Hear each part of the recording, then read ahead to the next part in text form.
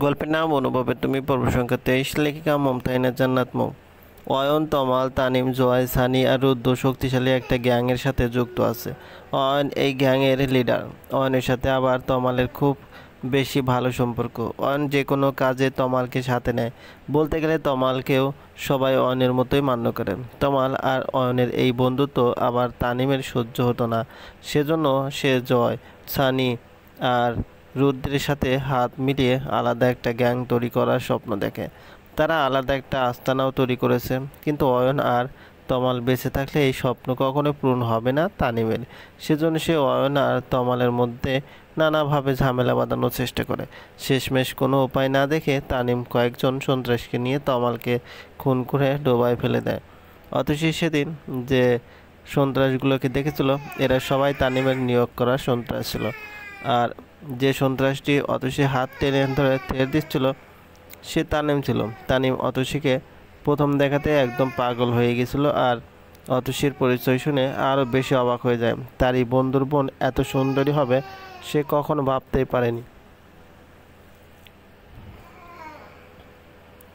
তানিম অতসীকে পাওয়ার জন্য অয়নের সাথে ভালো সম্পর্ক তৈরি করার চেষ্টা করে। অয়ন সহজেই তানিমকে তার ভালো বন্ধু হিসেবে গ্রহণ করে, কারণ তমাল মারা যাওয়ায় সে ভীষণ হতাশা আর দুশ্চিন্তায় ভুগছিল।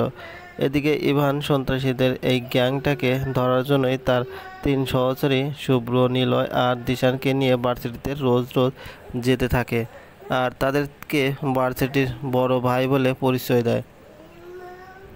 ইভানরা সবসময় অতসীদের ডিপার্টমেন্টের সামনে দাঁড়িয়ে থাকতো। এইভাবে রোজ রোজ দেখতে দেখতে অতসীকে ভালো লাগতে শুরু করে। কিন্তু মাত্র জয়েন করা নতুন অফিসারের কাঁধে অনেক দায়িত্ব। এই মুহূর্তে প্রেম ভালোবাসায় জড়ানোটা মোটেও ঠিক হবে না। আবার অন্যদিকে তার মনের আবেগকেও কন্ট্রোল করতে পারছিল না ইভান। সেজন্য সে তার মনের সমস্ত কথাগুলো লিখে পার্সেল আকারে অতসীর বাসায় পাঠিয়ে দিত। অয়ন যেদিন জানতে পারলো কেউ একজন তার বোনকে গোপনে চিরকুট পাঠায়, সে সেটা তার ফ্রেন্ডের সাথে শেয়ার করে আর বলে যে করেই হোক এই ছেলেকে তার চাই। তানিম এই সুযোগটা কাজে লাগায়, কিন্তু তানিম ভুলে যায় যে সে একজন সন্ত্রাস। সে যতই অয়নের বন্ধু হোক না কেন, অয়ন জেনে বুঝে কখনোই তার বোনকে একজন সন্ত্রাসী হাতে তুলে দেবে না। অয়ন তবুও চেষ্টা করে দেখছিল। সে তার বাবা মাকে পাঠায় বিয়ের প্রস্তাব নিয়ে, কিন্তু অয়ন সেই কথা শোনা মাত্র তানিমের সাথে ভীষণ রাগারাগি করে, তাকে মারধরও করে। এরই মধ্যে হঠাৎ একদিন ইভান মৌরির সাথে অয়নকে দেখে ফেলে।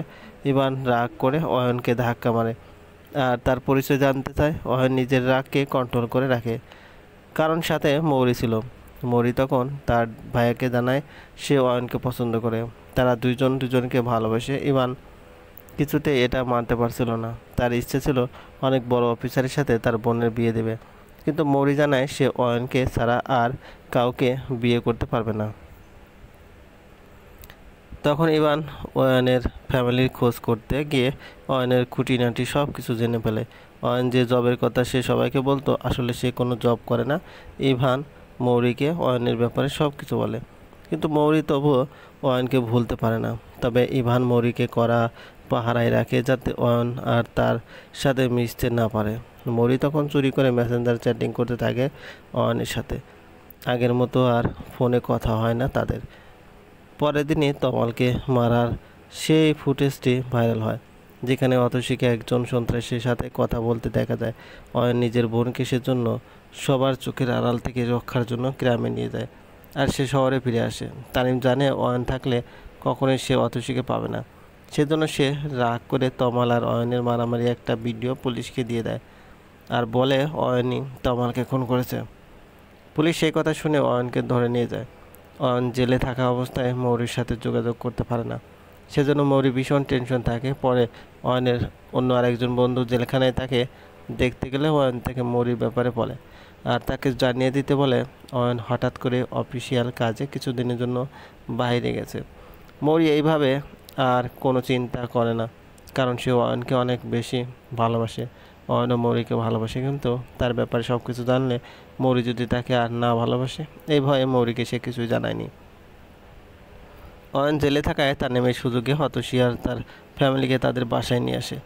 তানিম এমনভাবে অভিনয় করে যে কেউ ধরতেই পারেনি তার মনের কথা।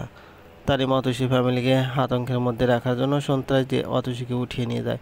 পরে আবার নিজেই অতসীকে উদ্ধার করে বীরত্বের পরিচয় দিতে চাইছিল, যাতে করে অতসীর ফ্যামিলির সবাই তানিমকে খুব পছন্দ করে।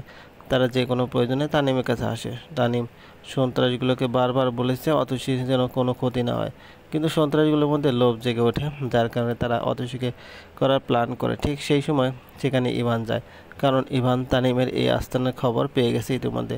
ইভান যখন দেখলো সন্ত্রাসগুলো অতসীর সাথে খারাপ কিছু করতে চাইছে, সেজন্য সে রাগ করে সবাইকে খুন করে ফেলে, যার জন্য তানিমের ব্যাপারে সে কিছুই জানতে পারে না। ইভান অয়নের সম্পর্কে বিস্তারিত জানতে গিয়ে এই গ্যাংয়ের ব্যাপারে অনেক তথ্য তার কানে আসে। ইভান যখন জানতে পারলো অতসী অয়নের বোন, তখন সে চিরকুট লেখা বন্ধ করে দেয়, কারণ একজন সিআইডি অফিসার কি করে একজন সন্ত্রাসী বোনের সাথে সম্পর্ক করতে পারে। ইভান অতসীর বিয়েতে গিয়েছিল তানিমকে ধরার জন্য, কারণ তানিমের ব্যাপারে অনেক প্রমাণ জোগাড় করতে পেরেছিল ইভান। তানিমের নতুন আস্তানা খুঁজে পেয়েছে ইভান, যেখানে তার সকল টাকা পয়সা, অস্ত্র আর অনেক দরকারি জিনিসপত্র রাখা হয়েছিল। ইভান ভেবেছিল চারজনকে একসাথে ধরবে সে আস্তানায়, কিন্তু তার আগেই তানিম বাকিদেরকে ঠকায়। তানিম, জয়, সানি আর রুদ্রের আস্তানা সেদিনই খুঁজে পেয়েছিল, যেদিন অতসীকে উদ্ধার করতে গিয়েছিল। ওটাই ছিল তানিমের নতুন আস্তানা, কিন্তু আস্তানায় কোনো অস্ত্র বা কোনো দরকারি সামগ্রী পায়নি ইভান। অয়ন সেগুলোকে আগে সরিয়ে ফেলেছে, কারণ অয়নের ধান্দা আবার ছিল এসব টাকা পয়সার ভাগ সে একাই নিবে। রুদ্র, জয় আর সানিকে কোনো দিতে যাবে, কারণ অয়ন জেলে থাকায় তানিম তো এখন একজন লিডার। তানিমের বন্ধুরা এই জন্য তানিমকে খুন করে ফেলে আর সকল যন্ত্রপাতি আর টাকা পয়সা নিয়ে পালিয়ে যায়।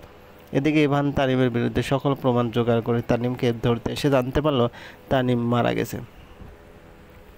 ইভান সেই দিনই অভিযান চালিয়ে তানিমের তিনজন খুনির মধ্যে জয়কে ধরে ফেলে। সানি আর রুদ্র এখনও নিরুদ্দেশ। অতসী তার ভাইয়ের সত্যটা জেনে দৌড়ে তার বাসায় চলে এলো, কারণ তার কিছুতেই বিশ্বাস হচ্ছে না সে তার ভাইয়ের মুখে সত্যটা জানতে চায়। অতসী বাসায় এসে দেখে অয়ন নেই, সেজন্য সে তার মায়ের রুমে চলে গেল আর আম্মু আম্মু বলে ডাকতে লাগলো। অতসীর আম্মু এগিয়ে আসতে অতসী জিজ্ঞেস করলো, আচ্ছা আম্মু, ভাইয়া কি জব করে? কোথায় তার অফিস? অতসীর মুখে হঠাৎ এই প্রশ্ন শুনে তার আম্মু বেশ অবাক হয়ে যায়, তবে তিনি জানান অয়নের চাকরির ব্যাপারে তিনি কিছু জানেন না। অতসী তখন তার ভাইয়ের রুমে চলে যায় আর পুরো ঘর তছনছ করে ফেলে, কিন্তু কোনো ক্লু খুঁজে পায় না। হঠাৎ অয়নের টেবিলের উপর সেই ম্যাপটা খুঁজে পায়, যেটা অয়ন অফিসিয়াল কাজ বলে জানায় সবাইকে। অতসী ম্যাপটা হাতে নিয়ে কিছুই বুঝতে পারে না, কারণ সেখানে শুধু জেলা আর বিভাগের নাম দেওয়া আর কিছু কিছু জায়গায় লাল কালি দিয়ে মার্ক করা। অতসী ম্যাপটা হাতে নিয়ে তার আম্মুর রুমে আসে আর জিজ্ঞেস করে, আম্মু, ভাইয়া তো সবসময় বলতো এটা অফিসিয়াল কাজের একটা ম্যাপ। হ্যাঁ, তা কি হয়েছে? কিন্তু ভাইয়া তো কোনো জবই করে না। কি বলছিস এসব? হ্যাঁ, সত্যি বলছি আমি। ভাইয়া আর তার ফ্রেন্ডরা কেউই কোনো জব করে না, তাহলে এরা রোজ সকালে কই যায়? অতসীর আম্মু অতসীকে ধমক দিয়ে বলল, কী সব ভুলভাল বকছিস? মাথা ঠিক আছে তোর? হ্যাঁ, আমি সত্যি বলছি আম্মু, আমাদের ভাই একজন সন্ত্রাস, সে মানুষ খুন করে। এই বলে অতসী কাঁদতে লাগলো। অতসী দাদি দূরে দাঁড়িয়ে শুনছিলেন এটা। তিনি কিছুতে বিশ্বাস করতে পারলেন না। অন্যদিকে অতসীর আম্মু উল্টা অতসীকে বকাঝকা শুরু করে দিল। কেউ এটা বিশ্বাস করলো না। রাতের বেলা অয়ন বাসায় ফিরতে অতসী জিজ্ঞেস করলো, ভাইয়া তুই কই থেকে আসলি? কই থেকে আবার? অফিস থেকে। অতসী তখন বলল, তুই কিসে জব করিস? অয়ন সেই কথা শুনে তার আম্মুকে বলল, কি হয়েছে আম্মু? অতসী এমন জেরা করছে কেন? অতসীর আম্মু তখন বলল, কি বুঝি হয়েছে ও ভালো জানে। অতসী তখন বলল, ভাইয়া তুই কি ইভানকে চিনিস? ইভানের নাম শুনে অয়ন অতসীর কাছে এগিয়ে এলো আর বলল, কি করেছে ইভান? তাড়াতাড়ি বল কি করেছে। কিছু করেনি, আমি শুধু জিজ্ঞেস করেছি তুই চিনিস কি না। না, চিনি না। অতসী তখন বলল, মৌরিকে নিশ্চয়ই চিনিস। মৌরি? কোন মৌরি? আমি চিনি না কাউকে। আর তুই হঠাৎ এদের কথা জিজ্ঞেস করছিস কেন? কারণ আছে, কারণ যে মুইব সাহেব তোকে জেল থেকে বের করে এনেছে, ওনার ছেলে মেয়ের নামই হলো ইভান আর মৌরি। অয়ন সেই কথা শুনে আকাশ থেকে মাটিতে পড়ে গেল।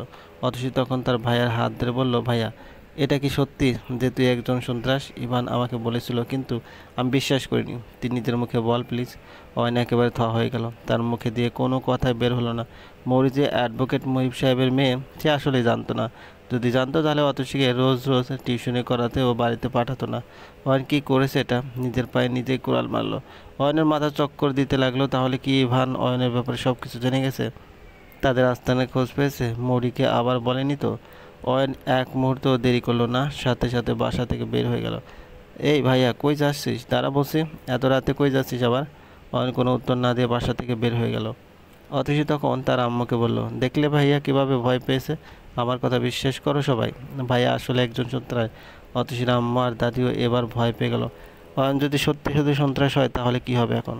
ওকে তো আবার পুলিশে ধরে ফেলবে। সারা রাত পার হয়ে গেল, অয়ন আর বাসায় ফিরল না। অতসী অপেক্ষা করছিল অয়নের জন্য, কিন্তু অয়ন আজ আর বাসায় ফিরল না। পরের দিন অতসী ভার্সিটিতে চলে গেল, যদিও আজ তার রাত যেতে একটু ইচ্ছে করছে না, তবুও গেল। অতসী সোজা কমন রুমে চলে গেল, কারণ আজ একটু সে তাড়াতাড়ি এসেছে। অতসীর মাথায় এখন শুধু তার ভাইকে নিয়ে চিন্তা। তার ভাইয়া কেন এমন হলো, কেন তাকে এরকম পেশা বেছে নিতে হলো? অতসী হঠাৎ খেয়াল করলে ইভান এসেছে ভার্সিটিতে। তা দেখে অতসী কমন রুম থেকে বের হয়ে এলো। অতসীকে দেখা মতো ইভান দৌড়ে এলো অতসীর কাছে, আর তাকে জিজ্ঞেস করলো, তোমার ভাইকে সব কিছু বলে দিয়েছো তাই না? অতসী কোনো উত্তর দিল না। ইভান তখন চিৎকার করে বলল, মৌরি কোথায়? মৌরি? আমি কি করে জানবো? ইভান তখন, তাহলে তোমার ভাই কোথায়? জানি না, কারণ ভাইয়া কাল রাতে বাসায় আসেনি। ইভান তখন বলল, আমার বোনের সাথে যদি খারাপ কিছু হয়, তোমাদের দুই ভাই বোনকে যে কি করবো সত্যি আমি জানি না। আমি কি করেছি? কি করেছো মানে? তোমাকে বললাম না এটা একটা সিক্রেট কথা, তো বলে দিয়েছো অয়নকে? আপনি অযথাই ভুল বুঝছেন আমাকে। আমি ভাইয়াকে কিছুই বলিনি, শুধু জিজ্ঞেস করেছিলাম ভাইয়া ইভান নামের কাউকে চেনে কিনা, আর মৌরিকে চিনে কিনা। ইভান সেই কথা শোনা মতো দ্রুত ভার্সিটি থেকে চলে গেল। শুভ্র, নিলয় আর দিশানকে বললাম তাড়াতাড়ি চলে আয়। ইভান তার পারিবারিক ব্যাপার মোটেও প্রকাশ্যে আনতে চায়নি, কিন্তু এবার আর কোনো উপায় দেখলো না। যে করে হোক মৌরিকে খুঁজে বের করতে হবে। অথচ নিজেও ভীষণ টেনশনের মধ্যে পড়ে গেল। ভাইয়া কেন এমন পাগলামি করছে? এখন ইভান যদি তার ভাইয়ের সাথে খারাপ কিছু করে? অতসী আর এক মুহূর্ত দেরি করলো না, তাড়াতাড়ি করে বাসায় চলে গেল। অতসী বন্ধুরা অতসী বান্ধবীরা অনেক ডাকাডাকি করলো, কিন্তু অতসী কারো কথায় কান না দিয়ে চলে গেল। অতসী বাসায় গিয়ে নিজের চোখকে কিছুতেই বিশ্বাস করতে পারছিল না, কারণ পুরো বাড়ি পুলিশ ঘিরে রেখেছে।